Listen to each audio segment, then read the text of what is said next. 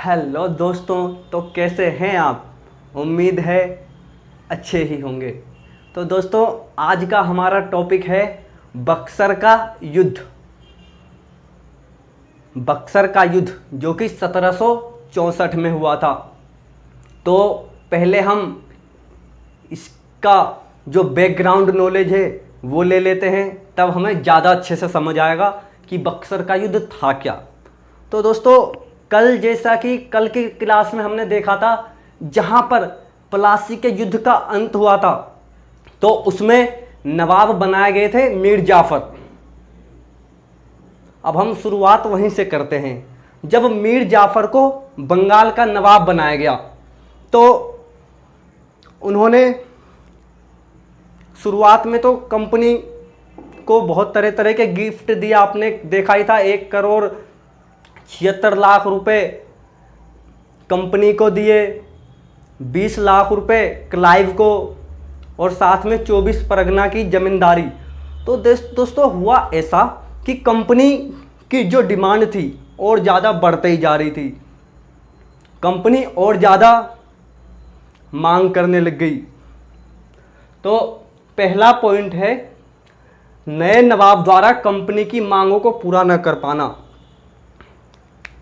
दोस्तों, जब कंपनी की मांग बढ़ती जा रही थी, तो नवाब को फिर एहसास होने लगा और पछतावा होने लगा कि क्यों उसने कंपनी के साथ ऐसी संधि की। और नवाब को इतना समझ में आ गया, मीर जाफर को, कि कंपनी की सारी मांगों को पूरा करना असंभव है। दूसरा पॉइंट है, बंबई और मद्रास प्रेसिडेंसियों का खर्च बंगाल उठाए। दोस्तों, जब कंपनी ने अपने मनपसंद का कठपुतली राजा के तौर पर मीर जाफर को नवाब बनाया, तो उसकी मंशा संपूर्ण बंगाल को लूट लेने की हो गई। बिल्कुल उन्होंने एक भी कसर नहीं छोड़ी बंगाल को लूटने में। उनके दिमाग में ये आ गया कि हमारे पास नवाब के रूप में कोई सोने का जो असरफी का थैला हो आ गया है, और हम जब मर्जी चाहे उसमें से जितना मर्जी निकाल लें। उनके दिमाग में ये चलने लगा। तो खूब उनके अधिकारियों ने लूटना चालू कर दिया तरह तरह से बंगाल को। और उन्होंने एक और जो लागू किया कि जो जितने भी माल कंपनी द्वारा भारत के विभिन्न क्षेत्रों से खरीदे जाएंगे, उन सब की कीमत चुकाएगा बंगाल।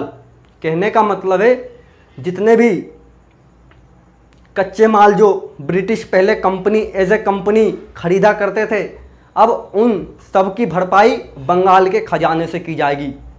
इससे ज़्यादा बड़ी लूट क्या हो सकती है। चौथा पॉइंट, मांगे पूरी ना होने पर कंपनी के अधिकारियों द्वारा नवाब की आलोचना। उन्होंने खुलकर आलोचना करने शुरू कर दी कंपनी के अधिकारियों ने कि ये नवाब ये हमारी उम्मीदों पर खरा नहीं उतर पा रहा है। तरह तरह की बातें बोलने लग गए और आलोचना करने लग गए, जिस कारण मीर जाफर को 1760 में कंपनी द्वारा सत्ता से बेदखल कर दिया गया। मतलब नवाब के पद से हटा दिया गया उनको, उनका पद छीन लिया गया। और उनका पद छीन के उनके ही दामाद मीर कासिम को दे दिया गया। अब मीर कासिम के साथ भी सेम वैसा ही संधि किया इन्होंने। शुरुआत में तो मीर कासिम ने भी कंपनी को वर्धमान, मिदनापुर, जो 3 डिस्ट्रिक्ट थे वहाँ के, वो कंपनी को दे दिए। और साथ में जो कंपनी के बड़े बड़े अधिकारी थे, उनको बहुत बड़ी बड़ी इनामें गिफ्ट दिए गए, गिफ्ट के तौर पर। प्लासी के युद्ध में सपोर्ट करने के लिए, जो प्लासी का युद्ध हुआ था, उनको मतलब नवाब बनाने के लिए मीर कासिम ने लगभग 29 लाख रुपए के गिफ्ट उसने कंपनी के व्यापारियों को बांट दिए, गिफ्ट के तौर पर दे दिए। परंतु इसका भी कंपनी से विवाद हुआ। इतने में भी कंपनी का मन नहीं भर रहा था। उसके अंदर जो भारत को बिल्कुल निचोड़ लेने की जो कोशिश की जा रही थी, उनकी जिज्ञासा थी कि बिल्कुल बढ़िया से एकदम इस कदर निचोड़ लिया जाए बंगाल को। तो उन्होंने पूरी कोशिश की, एक भी कसर नहीं छोड़ी बंगाल को कंगाल करने में।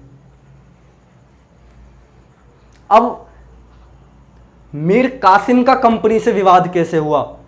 तो जब मीर कासिम नवाब बना तो शुरुआत में तो उसने भी वही किया जो मीर जाफ़र ने किया, परंतु मीर कासिम को भी एहसास होने लगा कि सारी मांगें पूरी करना कंपनी की असंभव। तभी लेकिन मीर कासिम एक योग्य शासक था और वो कंपनी की चाल को समझ गया कि ये किसी का नहीं है।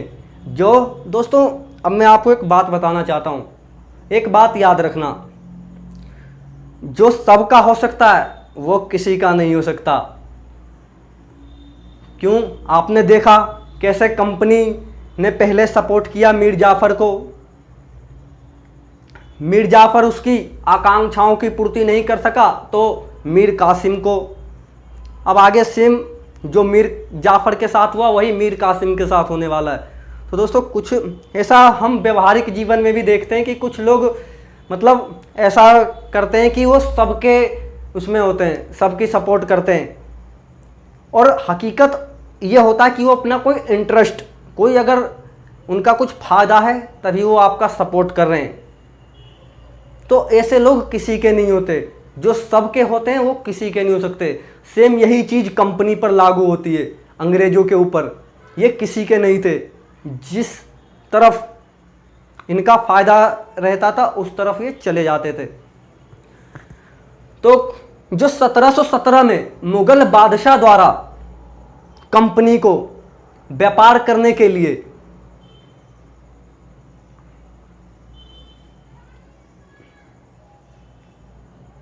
जो फरमान दिया गया था, उसका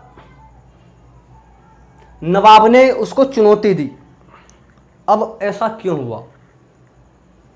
दोस्तों, कंपनी को मुग़ल बादशाह द्वारा एक व्यापार करने का फरमान दिया गया था, मैंने आपको कल बताया था।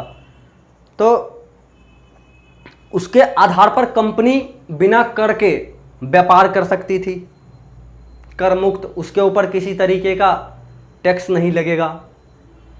तो ये लोग क्या करते थे, ये उसका दुरुपयोग करने लगे। दस्तक कहते हैं उसे, तो दस्तक का दुरुपयोग करने लगे। और ये इनके साथ साथ जो इनके कर्मचारी थे वो भी निजी व्यापार करते थे, तो वो भी यूज़ करने लग गए, तो उनके ऊपर भी कर मुक्त हो गया, उनका भी व्यापार। उससे राजस्व हानि हुई बंगाल सरकार को, जो कि नवाब। और ये दस्तक ये ब्लैक में बेच दिया करते थे। मैंने कल भी आपको, जो कल की क्लास थी प्लासी के युद्ध में, उसको ये रीज़न बहुत बड़ा था प्लासी के युद्ध का। तो ये दस्तक बेच दिया करते थे ब्लैक में, तो जिससे जो व्यापारी, कुछ व्यापारी तो फ़ायदेमंद रहते थे, लेकिन जो ईमानदार होते थे उनका व्यापार ही चौपट। क्यों? क्योंकि उनके ऊपर टैक्स लगता था, उनकी चीज़ें महंगी हो जाती थी ज़्यादा, जिस कारण उनका बिल्कुल व्यापार ही पिछड़ जाता था। इसी वजह से नवाब ने उस पर शिकंजा कसना चाहा।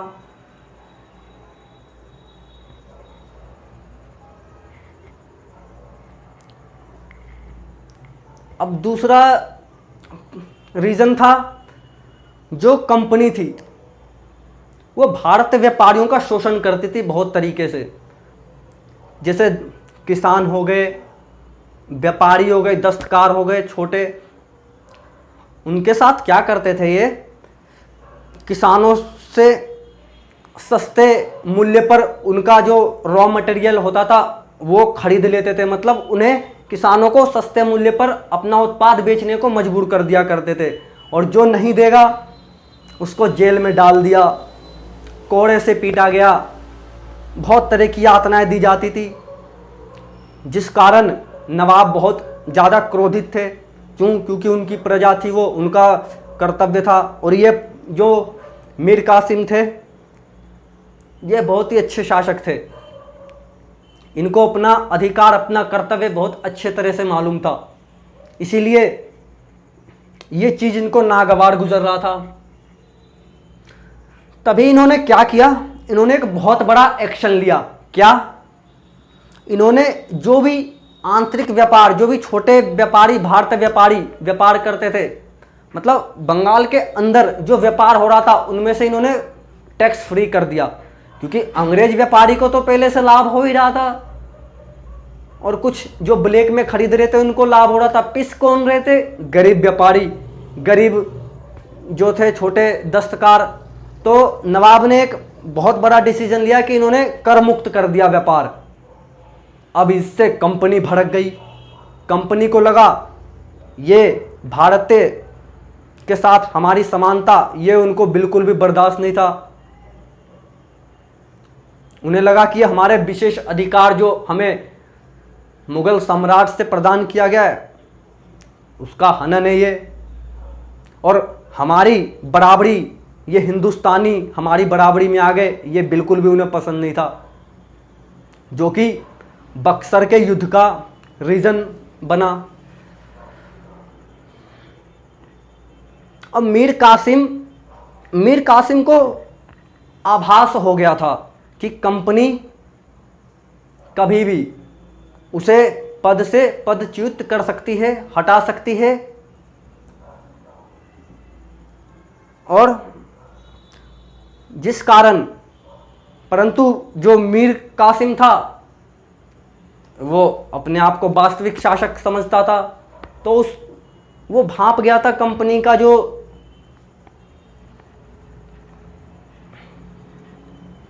कंपनी की चाल को वो अच्छी तरीके से समझ गया था। परंतु जो कंपनी थी, कंपनी के मन में था कि हमने एक कठपुतली नवाब बिठा रखा है, ये हमारे हिसाब से चलेगा। परंतु इधर मीर कासिम अपने हिसाब से, अपने तरीके से चलना चाहते थे। इसीलिए उन्होंने बंगाल में जो मुर्शिदाबाद थी उनकी राजधानी, वहाँ से बिहार में मुंगेर में इन्होंने अपनी राजधानी स्थापित कर ली, और वहीं पर इन्होंने एक गन फैक्ट्री लगाई। मुंगेर में ही मीर कासिम ने गन फैक्ट्री लगाई और पश्चिमी तर्ज पर एक सेना का गठन चालू कर दिया इन्होंने, जिस कारण अंग्रेज लोग में बहुत आक्रोश पैदा हो गया कंपनी में कि ये क्या हो रहा है, ये नवाब ये तो हमारे खिलाफ जाने की कोशिश कर रहा है, ये बिल्कुल हमारे बनाए हुए पॉलिसी के खिलाफ चल रहा है। जिस कारण मीर कासिम को गद्दी से हटा दिया गया। सेम वही सिचुएशन, सेम वही काम किया इन्होंने जैसा मीर जाफर के साथ किया था इन्होंने। अब जब मीर कासिम को गद्दी से हटा दिया गया नवाब की, तो मीर कासिम ने क्या किया, वो इतना आसानी से चुप बैठने वाला था नहीं, तो उसने किया ये कि वो गया अवध गया। वहाँ पर मुगल बादशाह शाह आलम द्वितीय और जो अवध के नवाब थे सुजाउद्दौला, एक तो सिराजुद्दौला जो कि बंगाल के नवाब थे प्लासी के युद्ध में, यह है सुजाउद्दौला जो कि उस वक्त तत्कालीन अवध के नवाब थे। उनसे मीर कासिम ने संधि की और उन्हें युद्ध करने के लिए तैयार किया। तो ये तीनों के तीनों मिल गए और तीनों मिल के फिर इनका सामना हुआ कंपनी से बक्सर में, जिसे हम कहते हैं 1764 का बक्सर का युद्ध। दोस्तों ये युद्ध बड़ा ही निर्णायक हुआ। इसमें कंपनी ने यह साबित कर दिया अपनी प्रभुता भारतीय शासकों पर यह साबित कर दिया कि बड़े बड़े शासक भी कंपनी के आगे कुछ भी नहीं है। कंपनी ने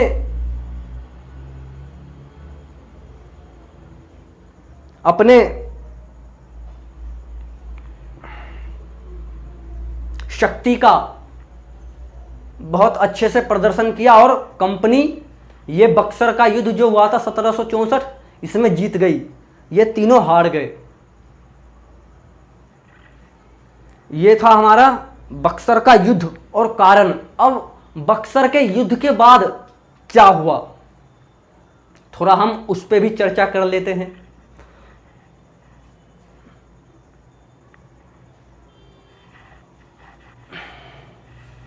भारत पर अंग्रेजों की श्रेष्ठता सिद्ध हो गई।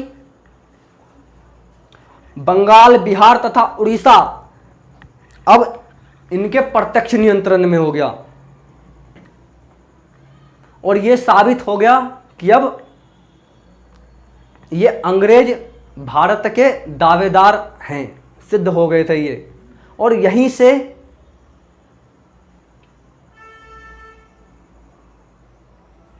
से मान लो इन्होंने राज करना चालू कर दिया, पूरे भारत को अपने अंडर समेटना चालू कर दिया। दोस्तों ये था हमारा बक्सर का युद्ध।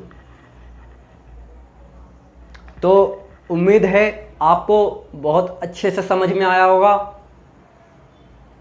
दोस्तों आपसे फिर रिक्वेस्ट है, आप प्लीज़ वीडियो को शेयर करें और सबसे पहले सब्सक्राइब करें ताकि आगे हमारी जो आने वाली वीडियो हो उसका नोटिफिकेशन आपको पहुंच जाए।